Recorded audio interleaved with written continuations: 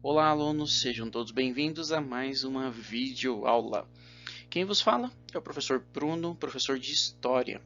E hoje nessa videoaula nós vamos aprender um pouquinho mais sobre três civilizações importantes: os fenícios, hebreus e persas. Bom, vamos relembrar um pouquinho, né? Esse aqui é o mapa, né? Da onde ficavam então essas regiões, né? Essas civilizações que nós vamos falar, né? Nós temos os persas, nós temos os fenícios e temos os hebreus. Então essa aqui então, né? Essa então era a região onde eles habitavam, né? E será então sobre essa região que nós vamos então falar. E para começar, vamos falar um pouquinho, né, dos fenícios, né? Conhecidos então como os maiores comerciantes marítimos da antiguidade. Então, vamos falar um pouquinho sobre eles.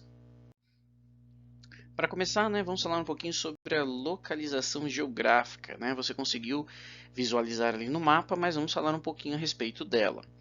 Os fenícios viveram na costa do Mediterrâneo, região então entre a Mesopotâmia e o Egito, numa faixa que se estendia entre o Garate ao norte e o Monte Hermon ao sul. Parte de seu território era então, né, de localização costeira. Tal território, né, atualmente corresponde então, né, à Síria e do Líbano, né? Então parte da Síria e do Líbano, em meio às cordilheiras Líbanos e Antilíbanos, encontram-se o Vale de Beca, considerado então um dos escassos ambientes de solo fértil da região, na região. Por isso então, né, os fenícios descobriram no mar os recursos para sobreviver, dedicando-se à pesca e ao comércio marítimo, sendo considerados então os maiores navegadores da antiguidade, né? Então, eles tinham um problema, né? A região onde eles vivem, né, o solo é muito escasso, né, não é tão fértil, né, e eles tiveram então que se lançar no mar, tiveram que pescar para sobreviver. Então aqui um pouquinho mais da localização, né? Então aqui eles estão aqui onde fica a localização da Fenícia. E como você pode observar, né, ela é banhada então pelo mar. Então daqui então, né, na região da Fenícia, eles então praticaram, né, várias trocas para então a sua sobrevivência. Falar um pouquinho então da economia, né, como que era a economia dos fenícios. Eles são conhecidos, né, como os povos das águas, né? Eles tinham então, né, eles trabalhavam muito com a questão da navegação, né? Eles viviam, né? A região deles é próxima a rotas comerciais, então eles praticavam muito a troca, né? A navegação marítima. E também, né? Além do comércio que eu já falei, eles também faziam, né? Praticavam a pirataria. E uma curiosidade para vocês, né, que em especial eles gostavam de sequestrar mulheres, né, e em troca da liberdade delas, olha que interessante, né, eles pediam mercadorias ou dinheiro, né, uma curiosidade aqui para vocês que estão vendo essa videoaula. E eles também tinham a questão da geografia, né, que ficava ali propício para a navegação. E eles também tinham na região deles uma abundância de cedros, né, onde eles poderiam então produzir madeiras, principalmente, né, para fazerem os seus barcos. Ainda falando sobre economia, né, quais eram então os principais produtos então, né, fabricados então pelos fenícios? Vamos conhecer um pouquinho deles. Os fenícios, né, eles foram bons construtores de artefatos em metalurgia, com destaque então na construção naval e na produção de tecidos, né? Eram dois que eles se destacavam bastante. Com isso, os produtos foram bastante comercializados na época.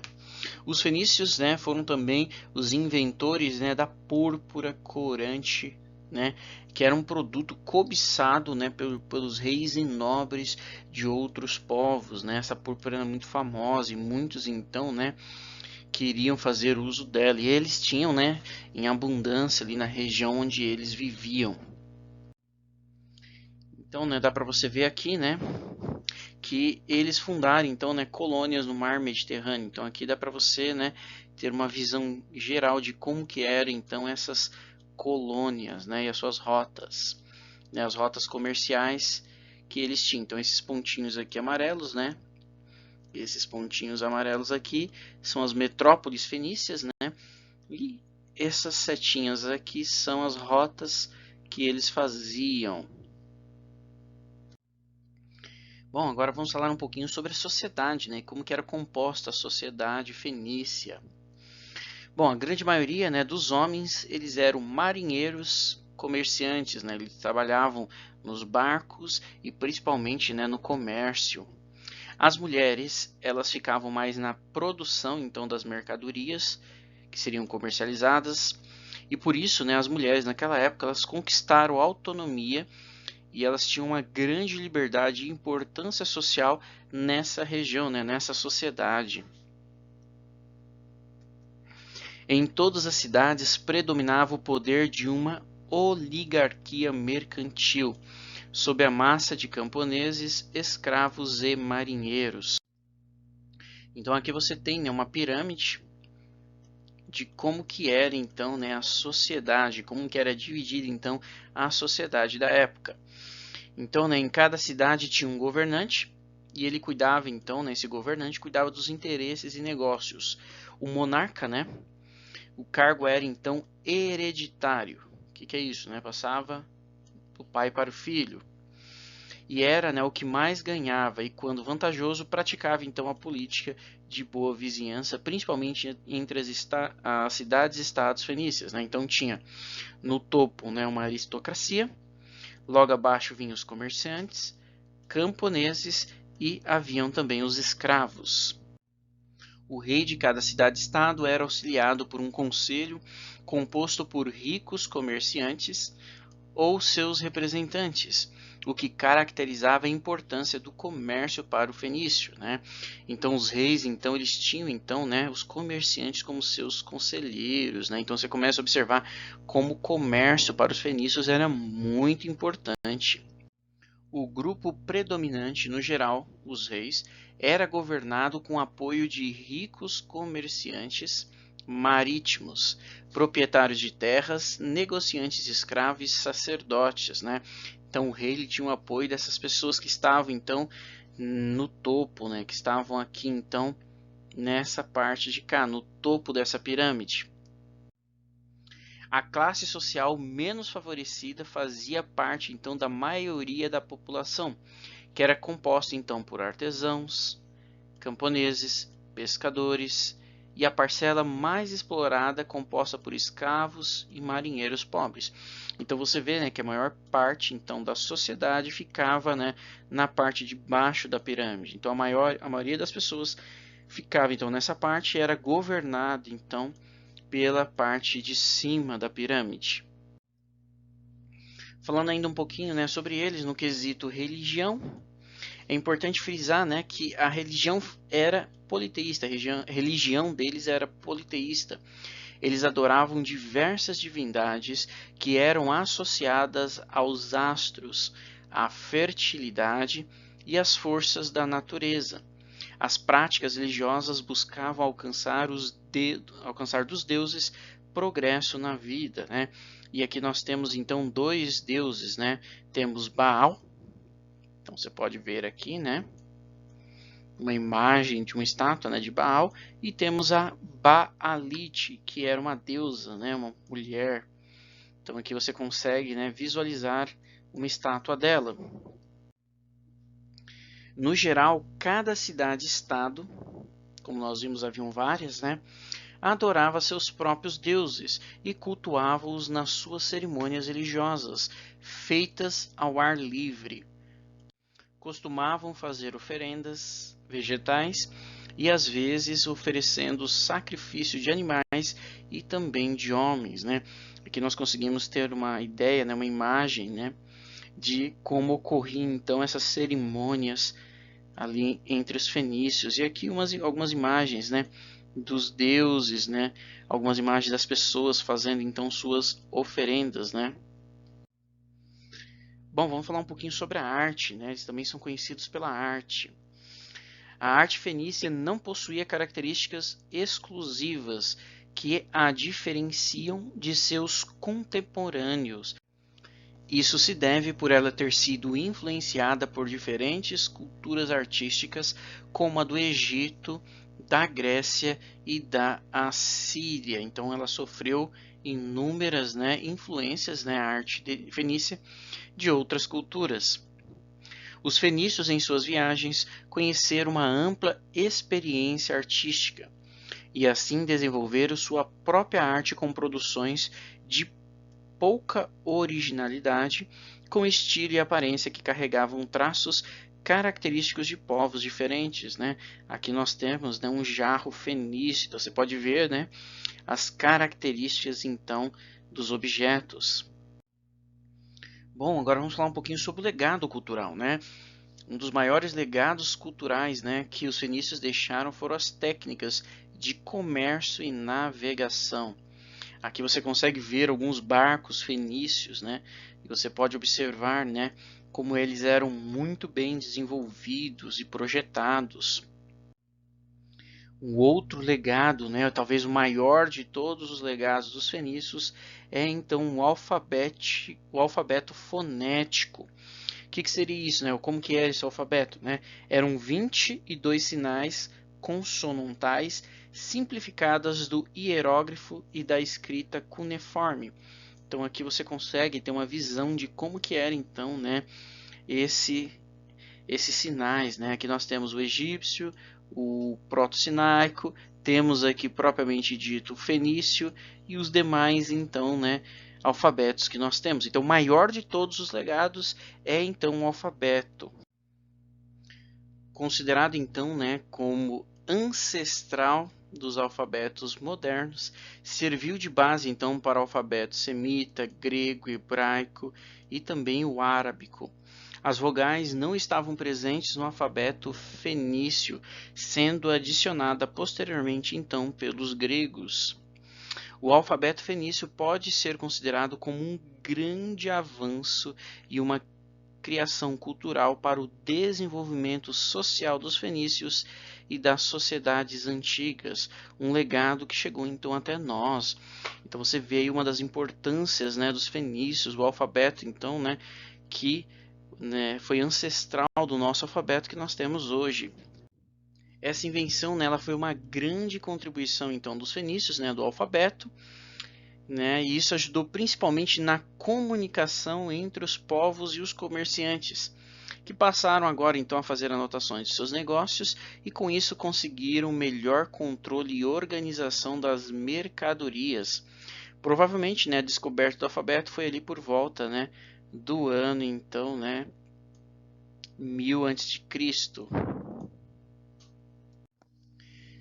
Agora vamos então, conhecer um outro povo, tão importante quanto os fenícios, os persas, conhecidos então por serem um dos maiores impérios da antiguidade.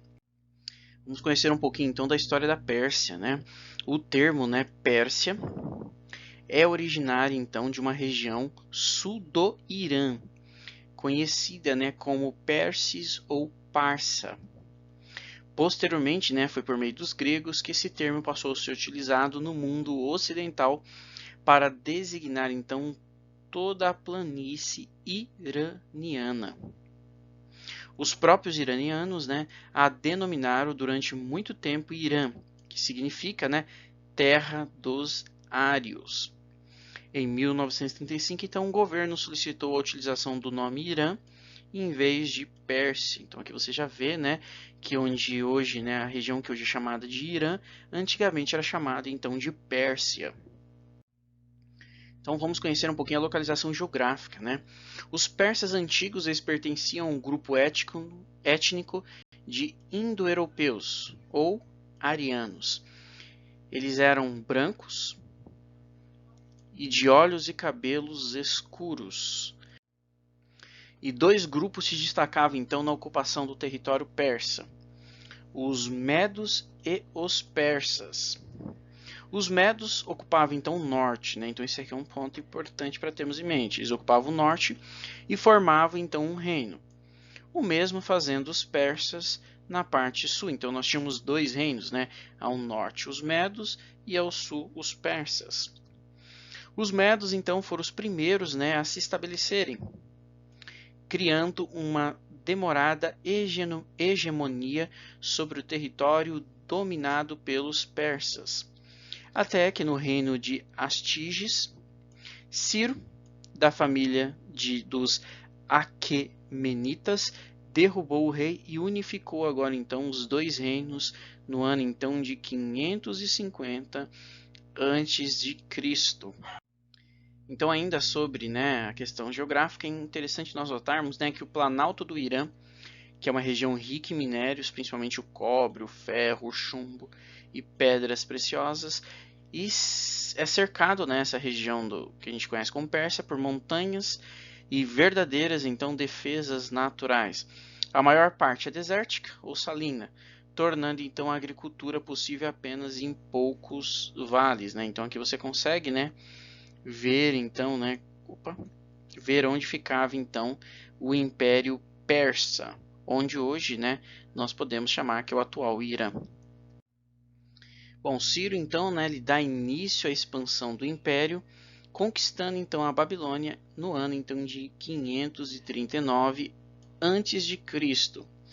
Com a morte dele, né, com a morte de Ciro, Cambises agora ele passa então a governar a Pérsia e conquista então o Egito na Batalha de Pelusa. Dario, ele acaba sucedendo então, né, Cambises, e por muitos, né, ele é considerado então o verdadeiro fundador do império. Então aqui você consegue, né, ter uma visão geral do mapa, né, do império então, né, persa, aqui em verde, né, você vê o Império Persa sobre o domínio de Ciro. Nessa parte aqui laranja, né, você consegue ver as conquistas de Dario. E nessa parte aqui mais verde, verde mais clarinho, né, nós vemos então as conquistas de Cambises. Então aqui você consegue ter uma visão, né, geral de como que era o Império Persa. Muito bem, vamos falar um pouquinho agora de Dario, né, um dos imperadores, né, conhecido como grande administrador. Ele subiu ao trono no ano de 521 e ele tinha agora, né, como missão, né, ele teve como missão ampliar as fronteiras persas. Ele criou então, né, a primeira moeda, o darico. Aqui embaixo você consegue visualizar como que era então, né, essa moeda que ele criou. Ele também agora cria redes de estradas e desenvolve as comunicações no seu império. Ele divide as províncias, né, em chamadas satrápias, que são conhecidas agora então como serem os olhos e ouvidos do rei, né? Então aqui você pode ver, existe o rei, né? Nesse triângulo aqui você consegue ver as divisões, né, do império. Então aqui havia o rei, havia então, né, as satrápias e tinha também os governadores, né? Então eles eram conhecidos, né, como olhos e ouvidos do rei. E a escrita oficial então é o aramaico. Então, né, vamos conhecer um pouquinho quem era, né, os sátrapas. Os sátrapas eles possuíam um imenso poder e governavam seus territórios com relativa autonomia, mas deviam então recolher tributos para o rei, além de comandar as tropas e aplicar então as leis reais. Por meio de medidas normativas, editos e leis, a administração imperial mantinha então o controle sobre as esferas da atividade civil, religiosa e militar, deixando os demais assuntos aos cuidados dos sátrapas. Então havia uma divisão administrativa, né? Então o rei governava, aplicava as leis, tinha um controle então, né, das esferas civil, religiosa e militar, e os demais assuntos ficavam então a cargo dos sátrapas. Bom, né, mas a decadência desse império começou então, né, quando eles participaram então das guerras médicas, né?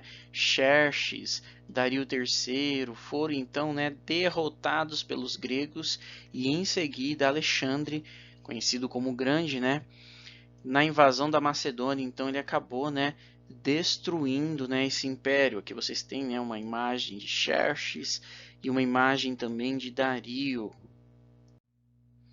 Então, né, nessa batalha, então, uma grande batalha que houve, uma batalha sangrenta, eles foram então derrotados. Bom, vamos conhecer um pouquinho agora sobre a sociedade persa, né, como que ela era formada e dividida. Assim como em outras civilizações da antiguidade, a sociedade persa estava dividida em rígidas camadas sociais ou castas. As camadas mais elevadas possuíam mais privilégios, né? Mas também deveres.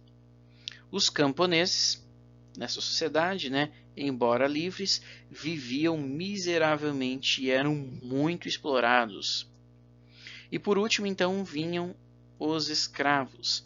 A sociedade era patriarcal, ou seja, era dominada então pelos homens. Então aqui esse gráfico, né, vai nos ajudar a mostrar um pouquinho, né, para você visualizar a divisão que eu acabei de falar para vocês, né, a divisão social da Pérsia antiga. Então nós tínhamos no topo, né, nós tínhamos o rei.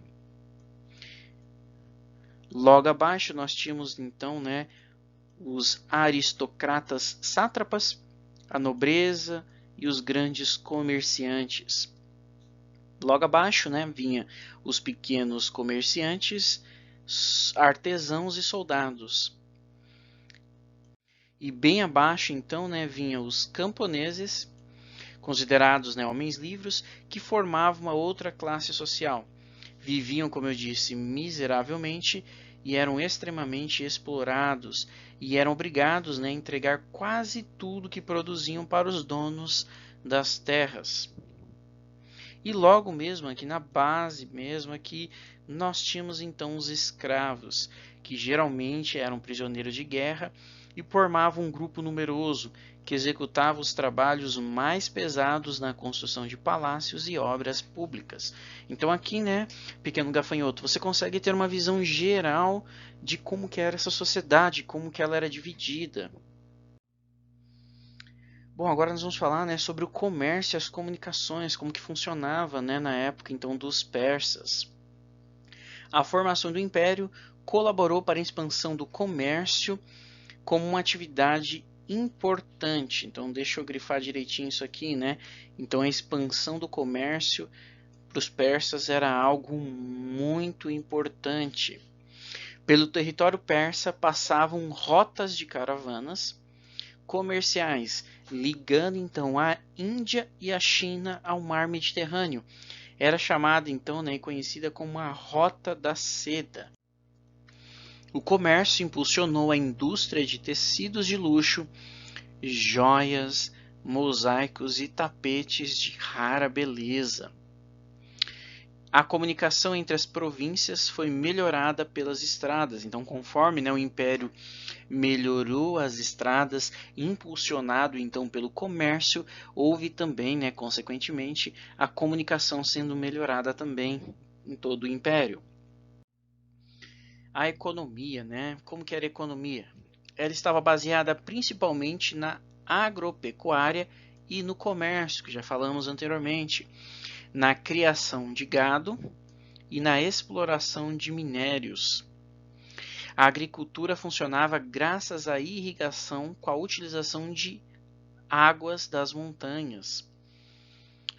O darico foi criado então para servir como moeda do Império Persa e é então considerada a primeira moeda internacional da história, né? Aqui mais uma vez a imagem de um darico. Cunhada, olha que interessante, né? Ela foi cunhada em ouro, estimulou o comércio e consequentemente o artesanato. Bom, agora vamos falar um pouquinho de como que era o exército, né, persa. O exército persa era um dos mais organizados da antiguidade. Segundo Heródoto, os persas eram educados desde criança com 3 ensinamentos fundamentais: não mentir, atirar com arco e flecha e montar. Então você vê aqui, né, que cada criança já tinha na sua mente, né, esses 3 princípios fundamentais. Eles possuíam uma tropa de elite chamada então de Os Imortais no exército. Era uma guarda real que lutou principalmente nas guerras médicas. Agora vamos falar sobre a religião, né? Como que era a religião dos persas. Muitas doutrinas religiosas se destacaram ao longo do desenvolvimento da civilização persa. Duas grandes linhas de convergência estão presentes nas formulações religiosas dos persas antigos, contribuições assírio-babilônicas e arianas. O madaísmo destaca-se tendo inclusive influenciado no desenvolvimento então do judaísmo e consequentemente do cristianismo, né?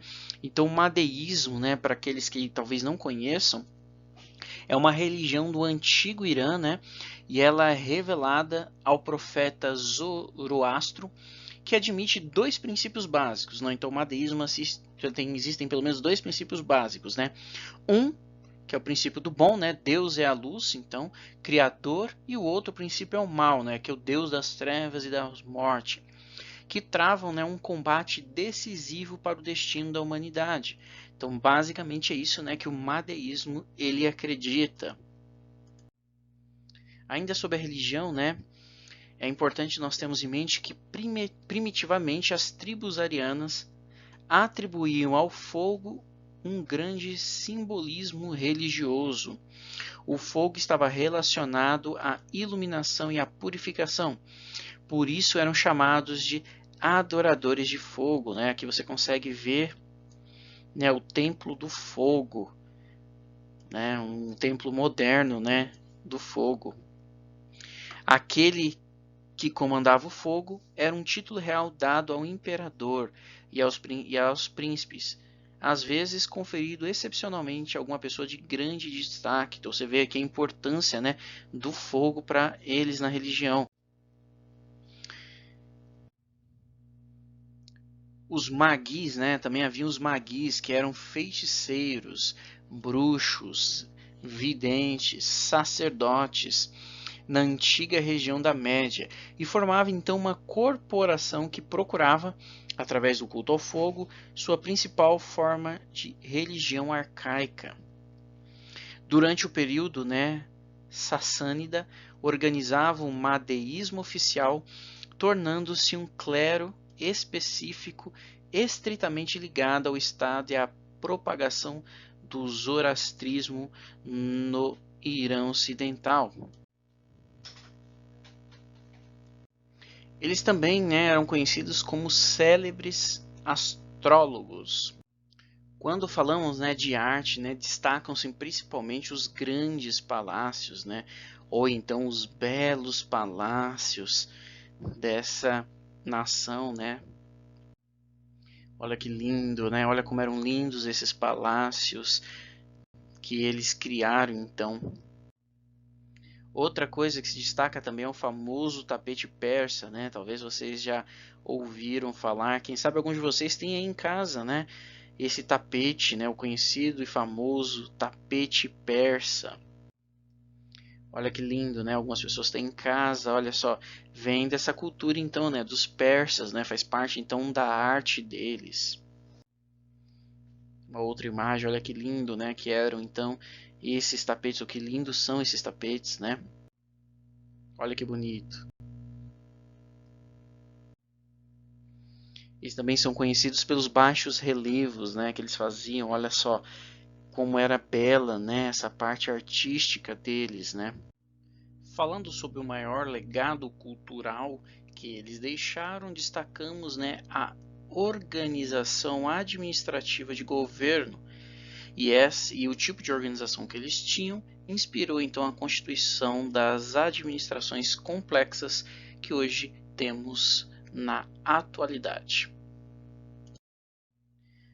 Bom, meninos, dessa forma então chegamos ao fim de mais uma videoaula. Eu espero que você tenha entendido, espero que você tenha compreendido. Caso ainda haja alguma dúvida, por gentileza, entre em contato para retirarmos ela. Lembrando que já existe atividades online para serem realizadas. Não deixem para a última hora e me entregue, tá bom? Se gostou, curte, dá uma ajuda aí, professor, e nos vemos então na próxima videoaula.